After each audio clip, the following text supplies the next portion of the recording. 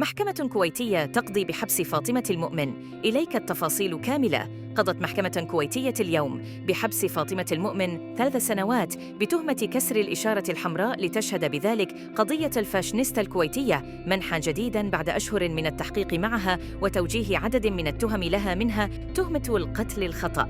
يأتي قرار المحكمة اليوم بعد رفض إخلاء سبيلها مرتين في فترة قليلة، مرة بسبب استدعاء شاهد، وأخرى كانت الأخيرة لتصدر المحكمة قرارها اليوم بحبس الفاشنيستا الشهيرة وسط تباين ردود الأفعال فاطمة المؤمن.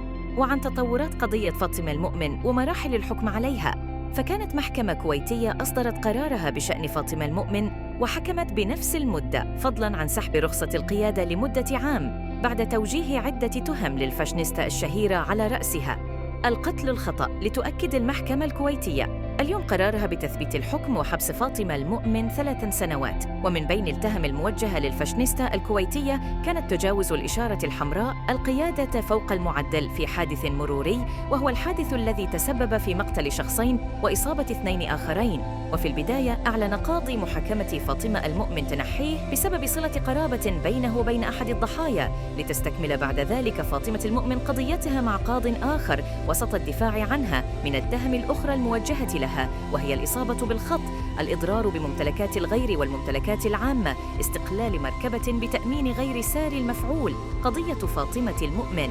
ومع الساعات الأولى من تداول خبر حادث فاطمة المؤمن بدأت الكثير من المعلومات غير المثبتة في الانتشار، ومن بينها ما تردد بأن الفاشنيستا الكويتية كانت تقود سيارتها تحت تأثير المشروبات الكحولية، وهو ما دفع شقيقتها للرد ومطالبة المتابعين التريث دون الحكم على الأمور قبل أن تظهر الحقائق كاملة من النيابة. ونشرت ميل عيدان خبر حبس فاطمة المؤمن، وهو ما تفاعل معه متابعون في تعليقات من بينها: يا جماعة، ترى الموضوع في الأخير هو حادث سيارة مو قتل، مع سبق الإصرار والترصد، وكل واحد يسوق سيارة ممكن يحصلوا نفس الموقف. الله يرحم اللي توفوا ويصبر أهاليهم. إلى الشماتة، احذروا شنو مطالت، ألا تطيحوا بنفس الموقف. كل الناس خطائين وربي بعزه وجلاله عطاهم مجال للتوبة. استغفروا ودايم قولوا: يا رب لا تبتلينا بعيب أو ذنب كرهناه في غيرنا.